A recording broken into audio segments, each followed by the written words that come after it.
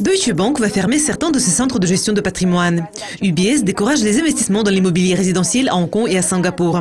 Et Global Finance révèle quelles banques sont les plus sûres en Asie. Donc ne manquez pas cet épisode de Finews Asia en partenariat avec Dukascopy TV pour découvrir plus de détails.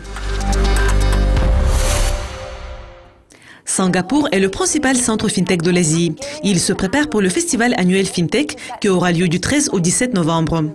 Le Global FinTech Accelerator et le FinTech Awards, remis par l'autorité monétaire de Singapour, seront les points saillants de la conférence de cette année.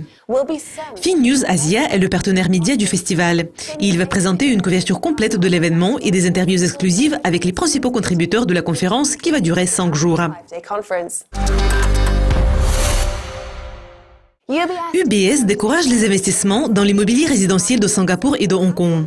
Graham Mackey, le responsable des investissements immobiliers à UBS Asset Management, a déclaré dans une interview que les marchés du logement dans les deux villes en pleine expansion sont peu attrayants pour les investisseurs.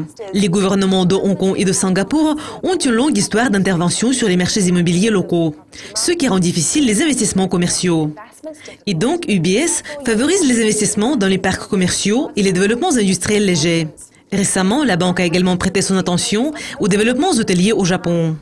L'offre de chambres d'hôtel ne correspond pas à une forte demande d'hébergement. Deutsche Bank projette d'embaucher 50 banquiers pour la gestion de patrimoine en Asie, dans le cadre de ses efforts visant à rationaliser ses activités.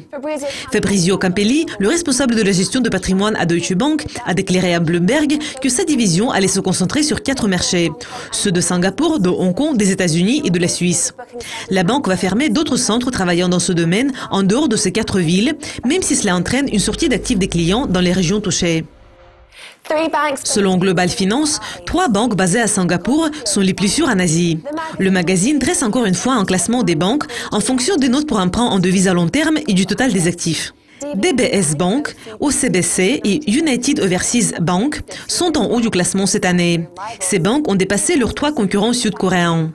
DBS s'établit également à la 2e place dans le classement mondial des 50 banques commerciales les plus sûres. 4 banques de Hong Kong et de la Chine occupent les places restantes dans le top 10 des banques de l'Asie. Par contre, les banques japonaises ont quitté le top 10 après avoir dominé les classements. La banque privée suisse Bourdier, qui possède également des bureaux à Singapour, a nommé Patrice Lagneau son 3e commanditaire. Monsieur Lagneau, de 55 ans, est spécialiste en services bancaires proposés aux clients de l'Europe orientale. Il est le chef de l'équipe de 13 banquiers basés à Zurich. La banque Bourdier, qui a son siège à Genève, a également 3 associés commanditaires, ce qui rend la banque une des dernières véritables banques privées en Suisse, où les associés assument toujours la pleine responsabilité. Vous avez découvert certaines nouvelles les plus importantes présentées par Finews Asia en partenariat avec Dukascopy TV.